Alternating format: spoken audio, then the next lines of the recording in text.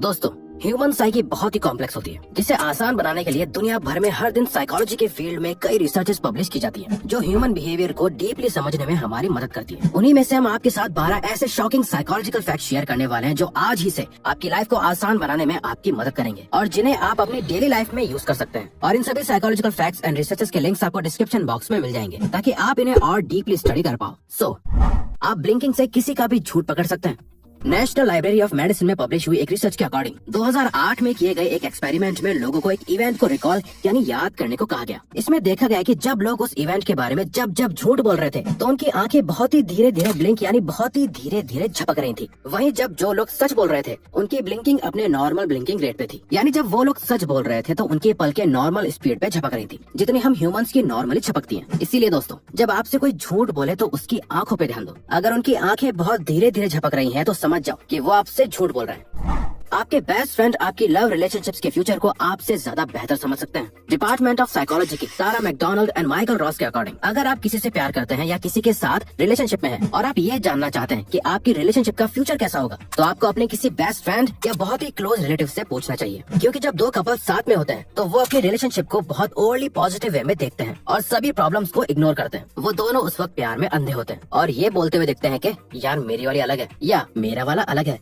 लेकिन वहीं हमारे बेस्ट फ्रेंड्स और क्लोज फैमिली मेंबर्स हमारे रिलेशनशिप अच्छे से समझ पाते हैं और सारी अच्छी बुरी बातें आपको सच सच बताते हैं, जो आपके रिलेशनशिप का फ्यूचर क्या होगा बता सकते हैं, या आपका पार्टनर आपके लिए सही है भी या नहीं, वो इसे ऑब्जर्व कर सकते हैं।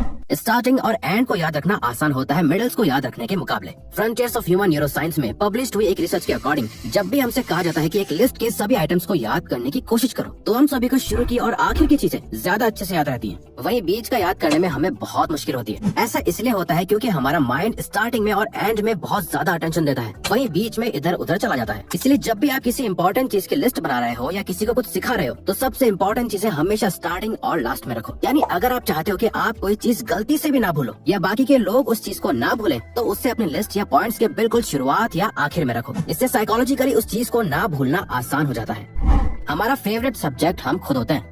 हार्वर्ड की एक स्टडी के अकॉर्डिंग, जब हम अपने बारे में बात कर रहे होते हैं, तो हमारे ब्रेन के रिवॉर्ड सेंटर ज्यादा एक्टिव हो जाते हैं, बजाय उसके जब हम किसी और के बारे में बात करते हैं। इसीलिए दोस्तों, अगली बार जब आप किसी को देखो जो बहुत ज्यादा सेल्फ एब्सॉर्ब रहता है, जिसे बस अपने ही बारे में बात करना ज्यादा पसंद है, तो उससे ब्लेम मत करना, क्योंकि इसमें उसकी कोई गलती नहीं है। ये उसका ब्रेन ही है जो साइकोलॉजिकली ये सब करवा रहा है। और जब भी आप ऐसे लड़के या लड़की से मिलो, तो अपने बारे में नहीं बल्कि उनके बारे में अधिकतर बातें करना। देखना वो आपके तुरंत फैन बन जाएंगे।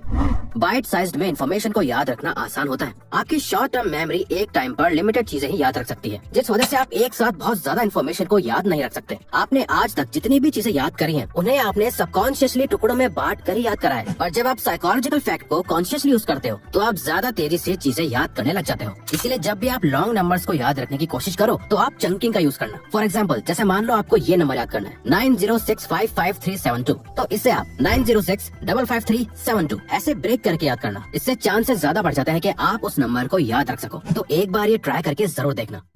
मनी आपको साइकोलॉजिकली और फिजिकली अफेक्ट करता है। दोस्तों, क्या आपने कभी ऐसा सोचा है कि जब मेरे पास बहुत सारा पैसा होगा, तब मेरी लाइफ की सारी प्रॉब्लम सॉल्व हो जाएंगी? वेल, ऐसा हमें से अधिकतर लोग इसलिए सोचते हैं क्योंकि हमें पता है कि मनी हमारी लाइफ को अफेक्ट करता है। और रिसर्चेस में भी ये देखा गया है कि मनी हमारी साइकोलॉजी को बहुत अलग अलग तरह से अफेक्ट करता है। यूएस डिपार्टमेंट ऑफ लेबर ने एज 28 से 40 तक के 7,900 सिटीजन्स पर एक रिसर्च करी, जिससे ये पता चला कि जो लोग हाई क्रेडिट कार्ड डेट में थे, उनका स्ट्रेस वक्त के साथ उनकी फिजिकल हेल्थ पर बहुत अफेक्ट कर रहा था। क्योंकि अल्टीमेटली आप जितना ज्यादा साइकोलॉजिकली और फिजिकली फिट रहोगे, उतना ही अच्छे से ज्यादा काम करके पैसा कमा पाओगे। और आपकी मेंटल और फिजिकल हेल्थ जितनी खराब होगी, आपको अपने सपनों के लिए कॉन्टिन्यूसली काम करने में प्रॉब्लम होगी, या काम करने की हालत में नहीं रहोगे, जिससे आप पैसा नहीं कमा पाओगे। और आपका जो फाइनेंशियली फ्री होने का ड्रीम है, वो बीच में अधूरा भी रह सकता है। और लोगों की लाइफ की 90% प्रॉब्लम्स मनी से रिलेटेड ही होती हैं, और ये सारी प्रॉब्लम हमें साइकोलॉजिकली बहुत अफेक्ट करती हैं। दोस्तों, ये साइकोलॉजिकल फैक्ट हमने ऑथर मॉर्गन हाउसर की बुक साइकोलॉजी ऑफ मनी से सीखा। एक नेगेटिव थॉट को कम करने के लिए आपको 5 पॉजिटिव चीजें करनी पड़ती हैं।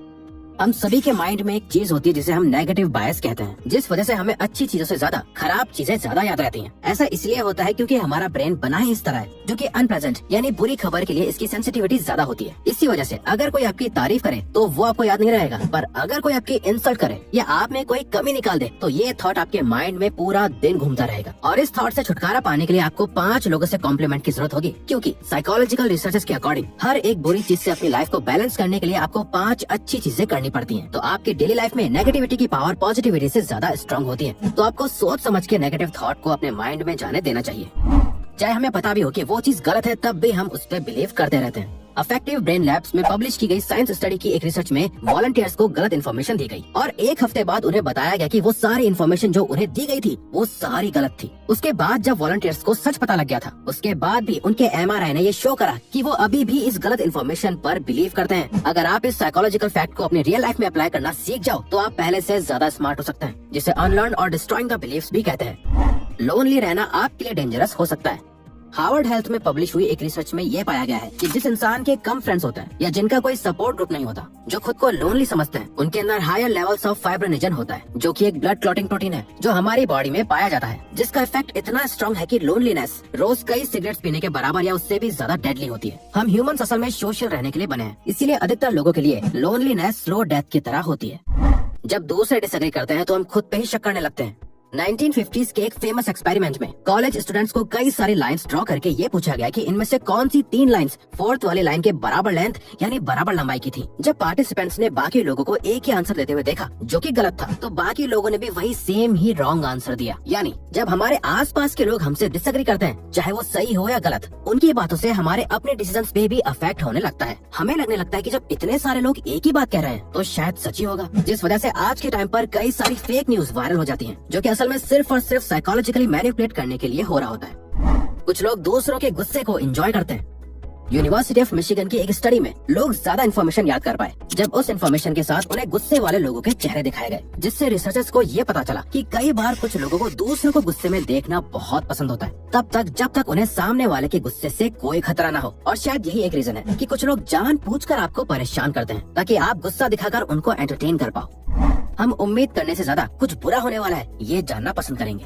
नेचर कम्युनिकेशंस के जर्नल में पब्लिश हुई एक रिसर्च में ये देखा गया कि जब हमें पता नहीं होता कि फ्यूचर में क्या होने वाला है, ये सबसे ज्यादा स्ट्रेसफुल होता है, क्योंकि हमारे ब्रेन को हमेशा श्योरिटी चाहिए होती है और ये हमेशा कुछ न कुछ प्रेडिक्शंस करता रहता है, वो चाहे अच्छा हो या बुरा, जो बिल्कुल कुछ न पता होने के स्ट्रेस को कम करता है। फॉर एग्जाम्पल, अगर आपको इस बात का ज्यादा स्ट्रेस है कि आप टाइम पर कहीं पहुंच पाओगे या नहीं, तो ऐसे टाइम पर पॉजिटिव सोचो, या अगर आप नेगेटिव सोचो कि हाँ मैं टाइम पर नहीं पहुंच पाऊंगा, तो ये आपके स्ट्रेस को कम करेगा, क्योंकि आपका ब्रेन एक कंक्लूजन पे आ जाएगा और फिर उसके बाद क्या एक्सक्यूज देना है या नेक्स्ट स्टेप क्या है उसके बारे में सोचेगा। इसीलिए negative thinking in some cases आपके लिए फायदे के लिए ही होती है। तो जब भी आप अपने आप को कुछ हद से ज्यादा ओवर थिंकिंग या स्ट्रेस लेते हुए पाओ, तो उस वक्त के लिए एक कंक्लूजन पे आ जाओ कि हाँ ऐसे ही होगा। हम ये पर्सनल एक्सपीरियंस से बता रहे हैं, ये सच में वर्क करता है। तो ये वीडियो अच्छी लगी तो वीडियो को लाइक और सब्सक्राइब बटन पे क्लिक करके इस चैनल को ग्रो करने में सपोर्ट करो और बेल नोटिफिकेशन ऑन कर लीजिएगा ताकि आप आने वाली वीडियोस मिस ना कर पाओ। Thank you for watching.